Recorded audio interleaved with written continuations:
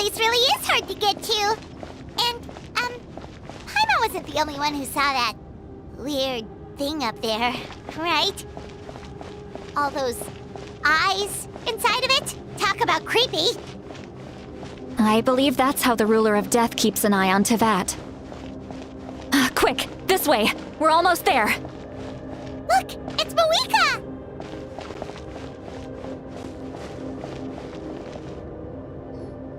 I have grown weary of the endless wait. The fate of this land is of no interest to me anymore. However, you humans managed to meet the expectations of the heavenly principles. For that result, you deserve praise.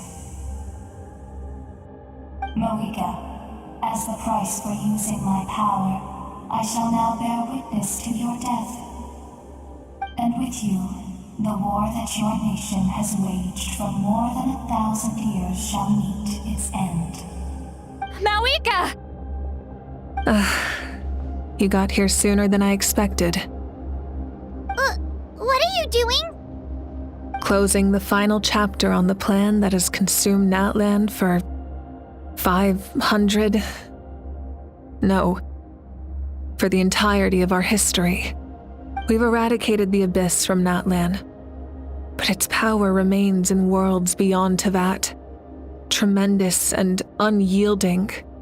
Only by completely restoring the Night Kingdom can we defend against its corrosion in the long run. But the architect of the Night Kingdom is near her end. She lacks the power for such a task. And worse still, if her life force is depleted, the rules of Natlan disappear along with her. We have no need for the Ode of Resurrection right now, but it remains Natlan's strongest defense should the Abyss return one day. So, you're planning to... Yes. My plan is to once again place my life within the sacred flame. 500 years ago, I gave my life for the chance to be reborn in this era. A chance to see all my plans to completion. And now, to sustain the Lord of the Night, I will give my life once more. I respect your decision, Mawika. But this method requires an immense sacrifice. The flames of your life force are exceedingly strong. But a life sustained by fire is one destined to die out one day. What will you do then? I've thought about that. With the Abyss out of the picture for now, the Sacred Flame's power will be consumed at a much slower rate. My life force should be able to sustain it for another 200 or 300 years. Future Pyro-Archons will continue to seek new sources of fire. As long as Natlan's legacy endures, the Night Kingdom will survive, impervious to the Abyss. Once again, you place hope in the hands of the future. But the pilgrimage can replenish the power of the sacred flame. We can give it that meaning.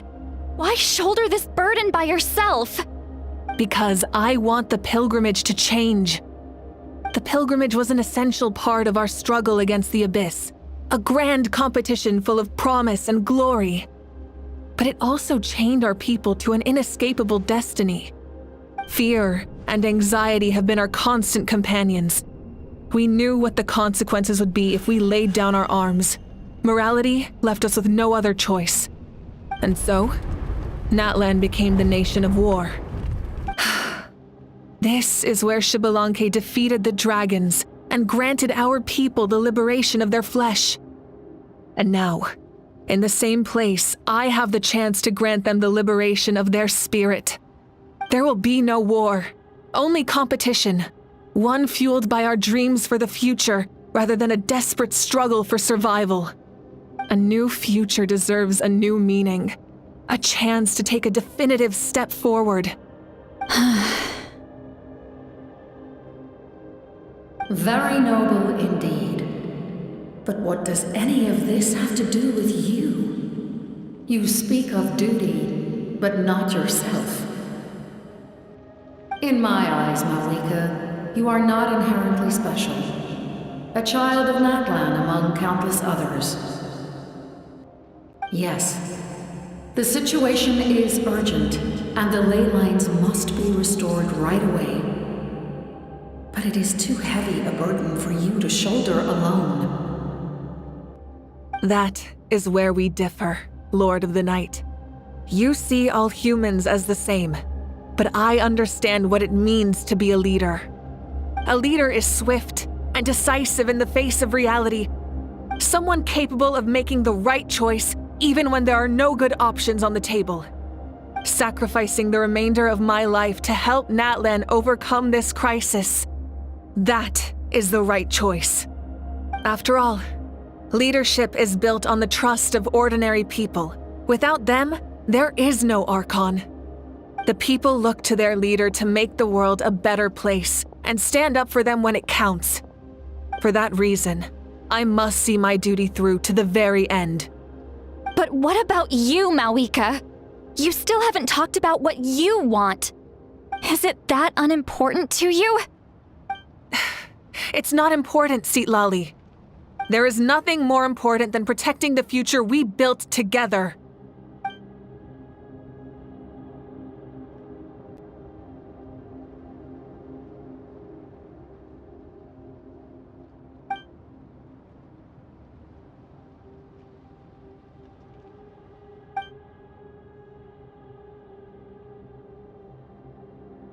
I shall accept Malika's sacrifice for the Lord of the Night as her death, and I will bear witness to the very end. Thus concludes the deal I made with Xbalanque several thousand years ago.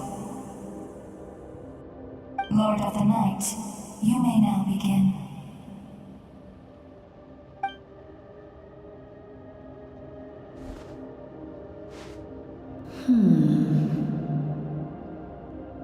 What are you waiting for?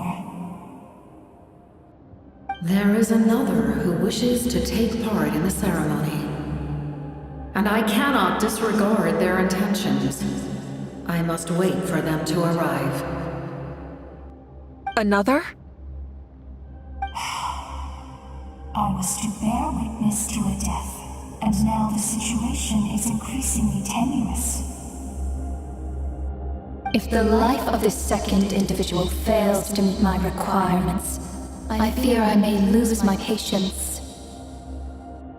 Rest assured, his life will hold equal value. I am the helper of humanity, and I must always place their demands first, no matter who the human may be. Cumbersome. But there is nothing to be done. Such is the duty of an angel. Wait, this feeling. We made it.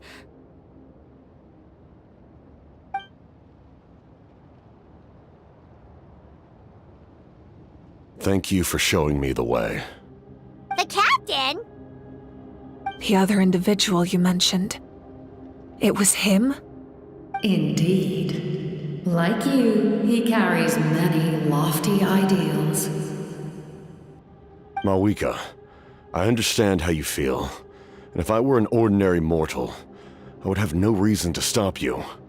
But like you, I've been waiting for this day for too long, and I can offer a better solution. You created this new future, and you deserve to guide its direction. Your life should not end here. But death is the end I have been trying to reach all along.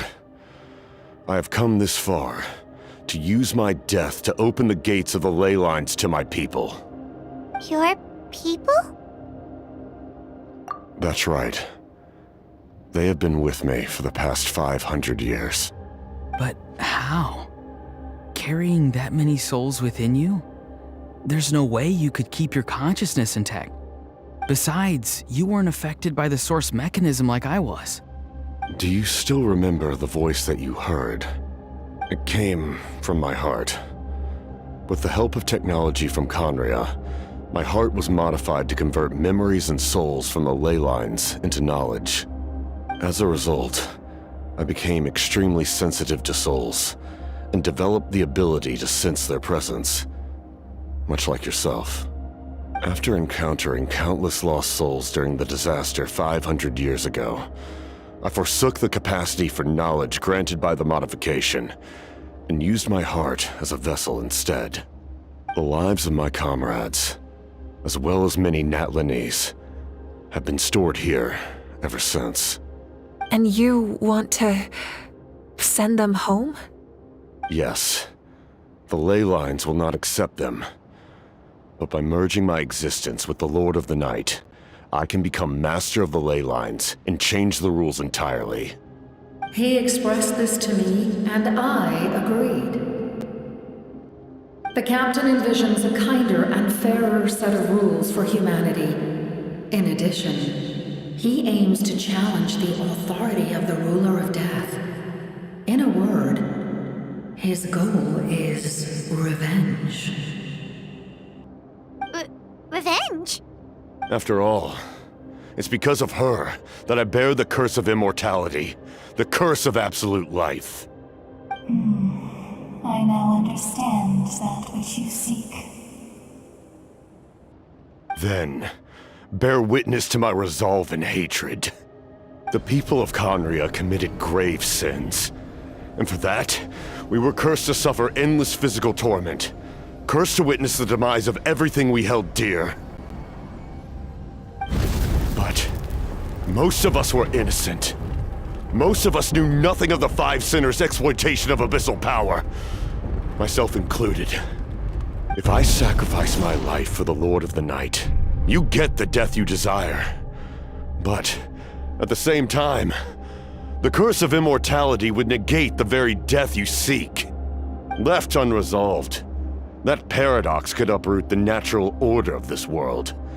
Even you, great ruler of death, lack the capacity to bear the consequences of that outcome. Your curse is now the tool with which I will overturn the oppression of the gods.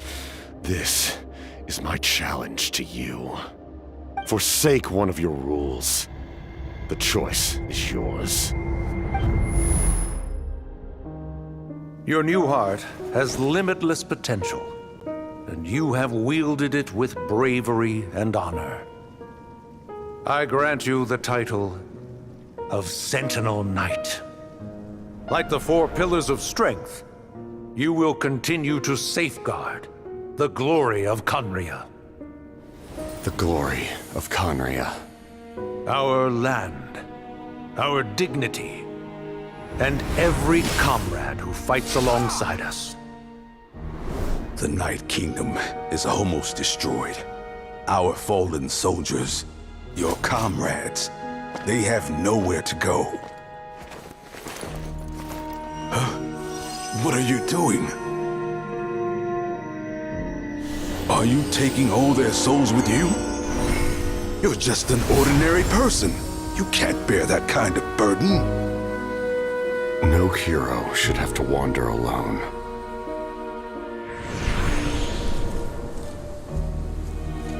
The curse of immortality. Using immortality to fight death. Using my rules against me. Make your choice. Reject your rules. Or allow me to trigger the paradox. The curse of immortality must stand.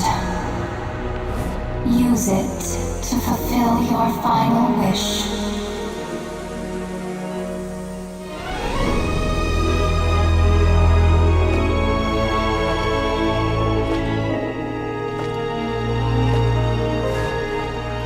Well fought, my lord.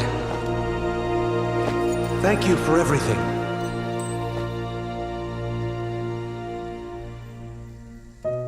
This time, let's go together. Yes. Let's go together.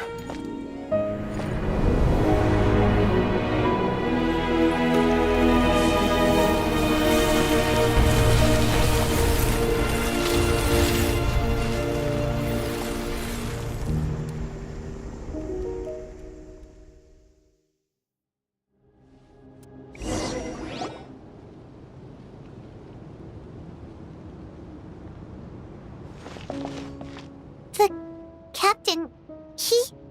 The curse of immortality still exists. Does that mean the captain will never move from this place? Lord of the Night, is the captain still with us? There is no need to pursue traces of him. For those cursed with immortality, release from the mortal coil is the greatest form of peace.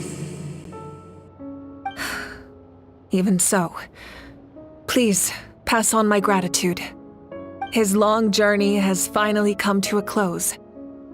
I suppose this is a happy ending for him. I cannot imagine how much pain he endured over the past 500 years, or how much strength it took to never stray from his goal. There's something I've been trying to figure out. I don't think I ever saw him sleep. I tried to ask him about it on the way here, but he didn't answer. Just like always, he never talks about himself. It's probably due to the voices. When souls merge in a single being, their voices echo endlessly through the mind. Souls that retain memories of their death often scream and wail in despair. Considering the number of souls inside him, that effect would be even greater. So, over the past 500 years, he didn't sleep? At all?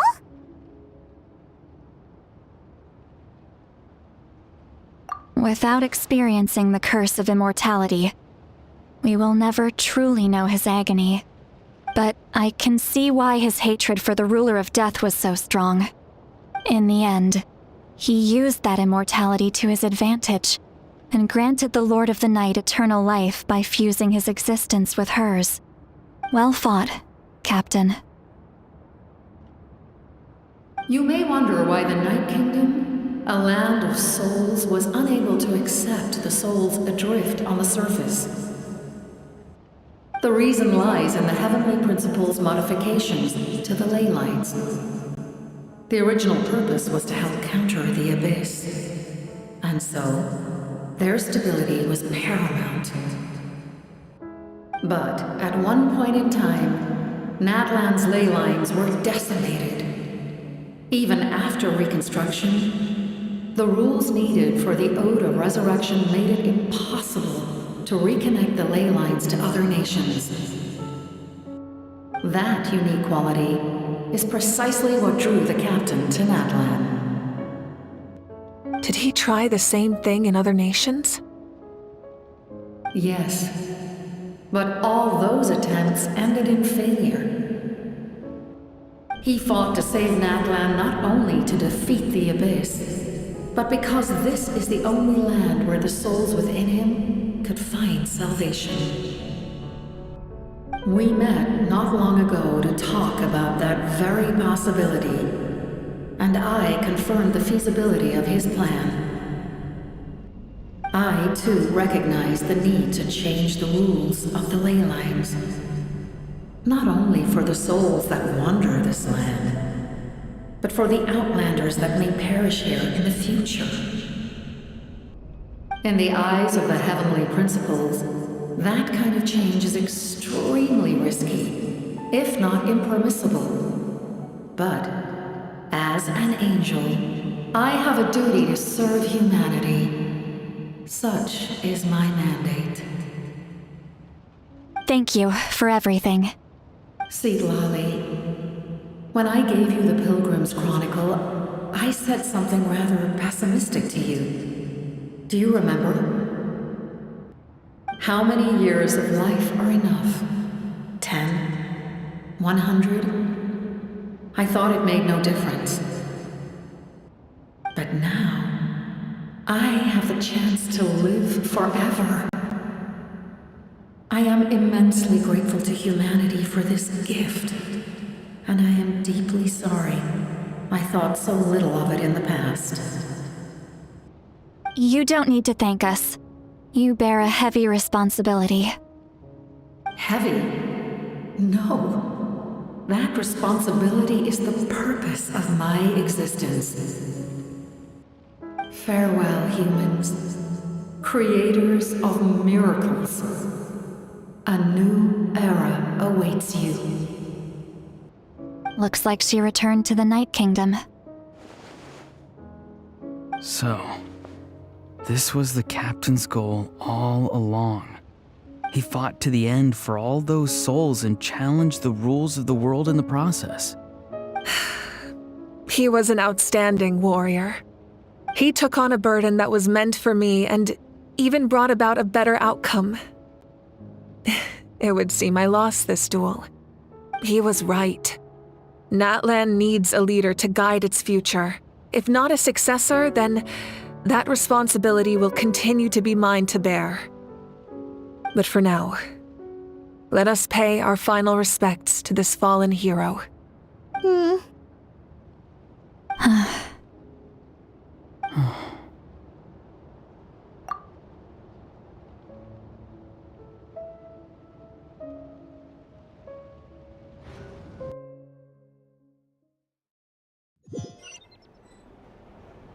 To my sister, Hine.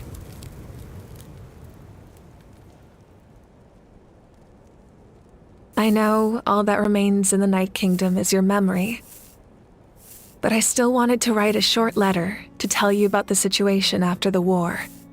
After countless partings and farewells, Natlan has finally entered an era of peace. The pilgrimage is still a popular tournament, but now its only purpose is to showcase the thrill of competition, rather than select warriors for war. Our cultural legacy is not rooted in our suffering. In this era of peace, Natlan's fire will burn brighter than ever. With the restoration of the Night Kingdom, our people are now free to leave our borders, and many have set their sights on the wonders of Tibet. I'm sure many exciting and eye-opening adventures await them. And although our battle scars will fade, the stories of our heroes will never be forgotten. When a new you returns to this land one day, I know you'll recognize the significance of this war and all we lost. The land we love has not been destroyed, but grows stronger by the day. I will forever be grateful that I got to see you again. And when the flames deliver this letter to you, I hope you know how much I miss you. I actually got the chance to finish this painting. And not a moment too soon. It's time to bid farewell to all the fallen.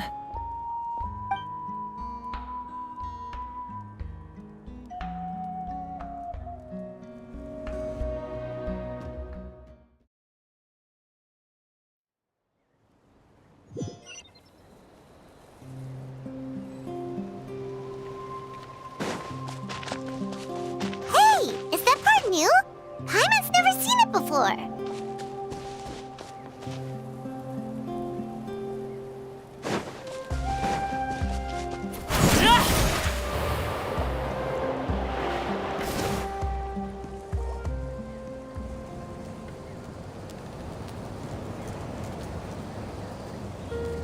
We are gathered here today to bid farewell to all who lost their lives in this war. This struggle has caused us profound pain and brought us face to face with loneliness and loss. But through it all, our bravery and resolve never wavered, and we never lost sight of victory. Even the tiniest of sparks can unite to become a blazing fire. They lit our way forward and showed us the path to victory. When our homeland is revived and life blooms again, they will return to us with the first rain of spring. It is just as our poem describes. We are the inheritors of memory and legend. Those who grew alongside sun and wind. Those who forged our own destiny and future. That is Natlan's fire, the lifeblood of our nation. The fallen are never truly lost to us. We will be reunited one day. And as we create new legends and write new poems in honor of our beloved homeland, they will always be with us. their deeds immortalized in our memory, and their names immortalized in stone. This epic will be remembered in the actions of every valiant warrior and brave Saurian, all equally important and indispensable. I would also like to take the time to recognize a Fatui Harbinger, who sacrificed his life for our cause. He was a warrior from Conria, who helped defend our nation 500 years ago, a man who used his own heart as refuge for the souls of the fallen. For the chance to offer them a final resting place, he chose to fight with us once again. In the end, he fulfilled his wish and returned the souls to the ley lines. By turning his curse into a weapon, he defeated his fated foe and protected me in the process. We have had our differences in the past, and I cannot say his character is representative of all in his organization. But on this occasion, we honor him as one of our own. In Natlan, all heroes are worthy of celebration.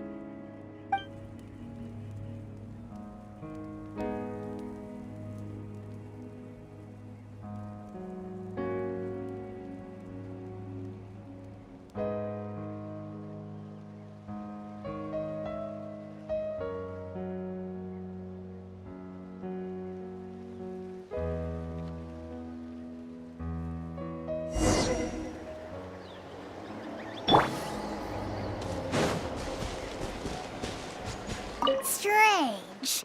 Why does no one praise the deeds of the Almighty Dragon Lord, Kahula? Does no one care about my heroism? A great hero such as myself, forced to remain nameless! Ignorant fools.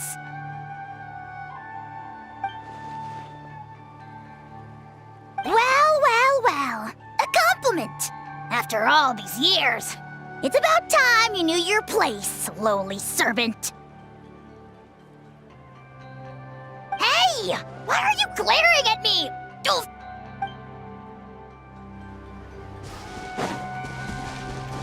My teacher once said the weight of fate is decided by the one who has to bear it. You helped Natlan overcome a cruel fate. From now on, we will always be there to help you. Now, we just need to see where your fate, no, our fate, leads us.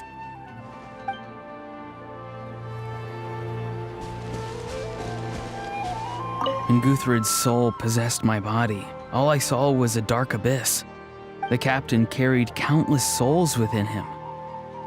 It must have taken so much strength to live like that for hundreds of years. For us, his death is something sad, but for him, maybe it finally allowed him to be at peace. My lord, you will forever serve as an example for all your soldiers.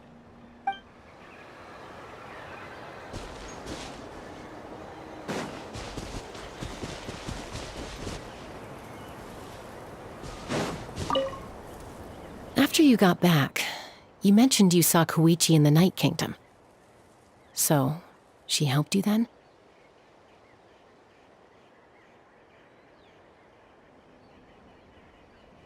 Good. I'm sure that made her happy.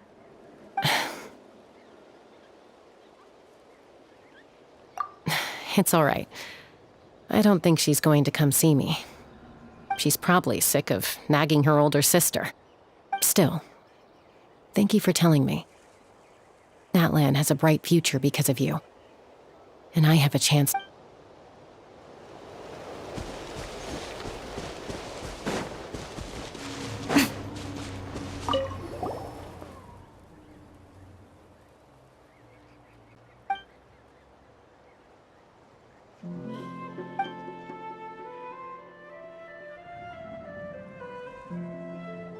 Okay, so you can help Paimon get stronger, right? If something like this happens again, Paimon wants to fight by the Traveler's side.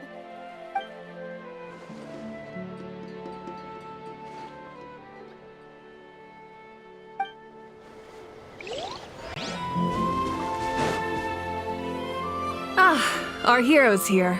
Is there something you want to discuss? The forces of the Abyss have always sought to corrode Teyvat. The ley lines were created by the heavenly principles, and it's only with their protection that Teyvat is able to nurture all forms of life. If the Abyss had free reign, this world would become a living hell. We saw that for ourselves. Any attempt by humanity to harness the power of the Abyss is met with swift punishment. The heavenly principles and the Shades show no mercy in that regard. That unyielding approach is also the source of great sorrow and hatred. The situation goes beyond a simple discussion of right versus wrong. Perhaps the truth will reveal itself during your future adventures. Oh, isn't it obvious? The Ode of Resurrection didn't take effect at all. Your own strength is what allowed you to keep fighting, as well as the moral support from everyone in Natlan. Still, moral support is also an important, if underappreciated, effect of the Ode of Resurrection. The captain's subordinates sent us a letter he left behind. After our duel at the stadium, he asked Tsaritsa to remove him from the responsibility of obtaining the Gnosis, and his request was granted. The captain respected the outcome of that match and refused to violate his principles. But since this is the final Gnosis, I doubt that Tsaritsa will let the situation stand. Perhaps a replacement Harbinger will be sent.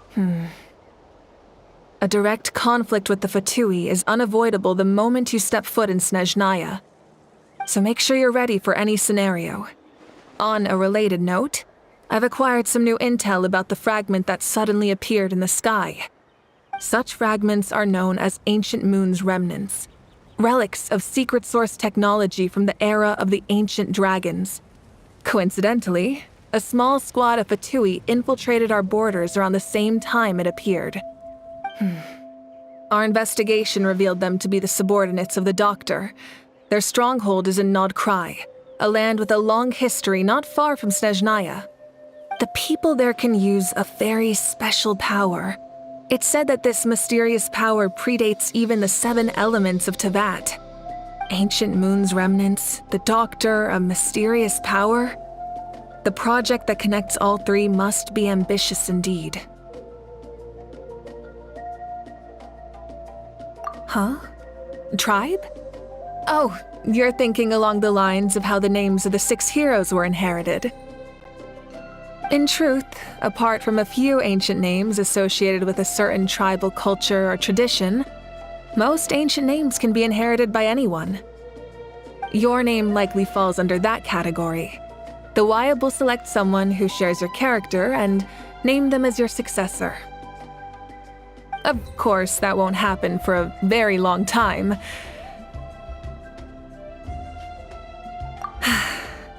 The long journey of the Pyro Archon has now come to an end. Together, we overcame darkness and death to accomplish something truly remarkable. As we celebrate your glory, allow me to thank you once again. This time, just as Mawika. Thank you for the respect, understanding, and support every step of the way.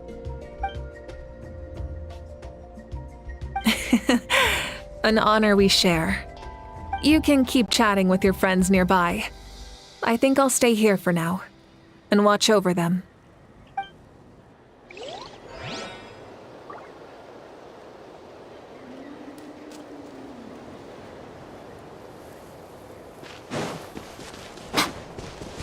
Hey, did you hear?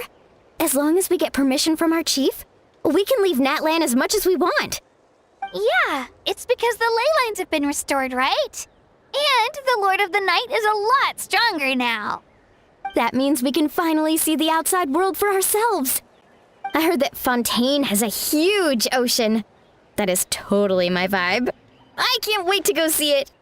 I want to go to Liyue.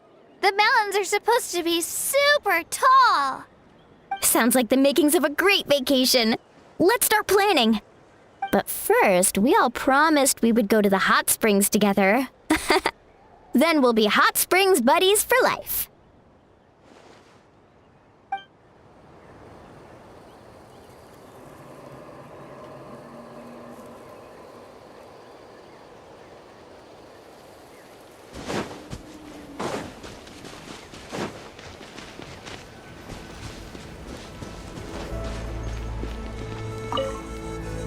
The stories of heroes will continue to be passed down from generation to generation. If Natlan faces a crisis again, I'm sure people will look to our story as a source of hope. We've earned our place in history. That's pretty surreal, don't you think?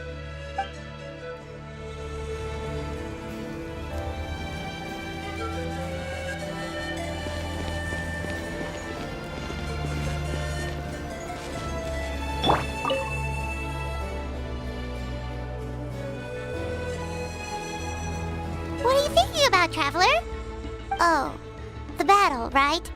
Even though we won in the end, it cost a lot to get to this point, huh?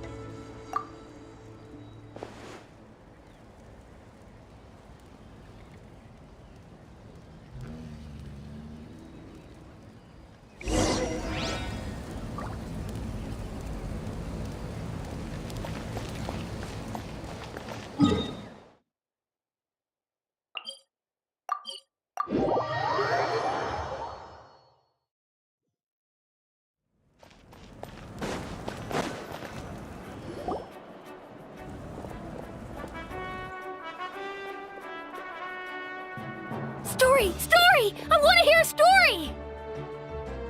Come on! Tell us! Tell us! Well, you kids don't miss a beat, do you? All right. You can be the first audience for this new tale. Now. Want to stop and listen to the story? Sounds pretty fun! This is a story of the great heroes of our time. There are 3 great heroes at the center of this tale. The first is an outlander known as the Traveler, a warrior of great strength, completely immune to the power of the Abyss. More importantly, the Traveler is kind and brave, someone who treasures those around her. You could call her a natural-born hero. Yeah, she's super strong! Tell us more! Hey, just let him finish the story!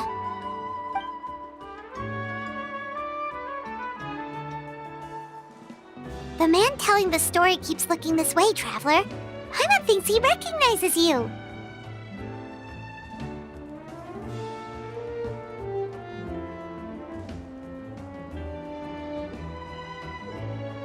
The second hero is also an outlander many years ago.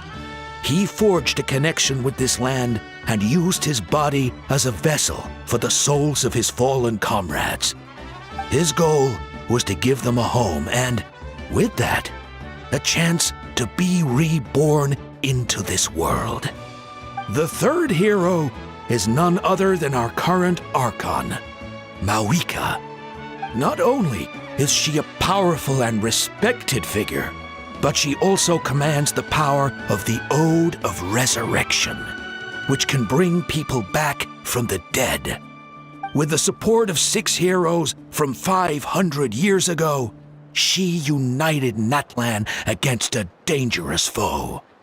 Now, this story truly begins with the arrival of the Traveler in Natlan.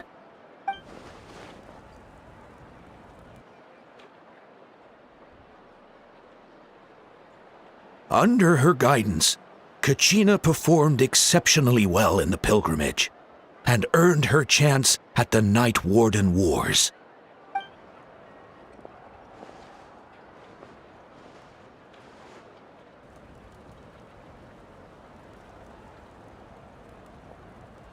Suddenly, the sky turned dark.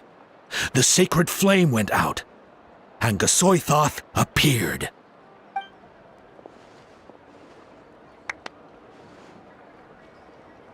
everyone gathered at the stadium and sang the Ode of Resurrection together to send their support to the furthest corner of the Night Kingdom.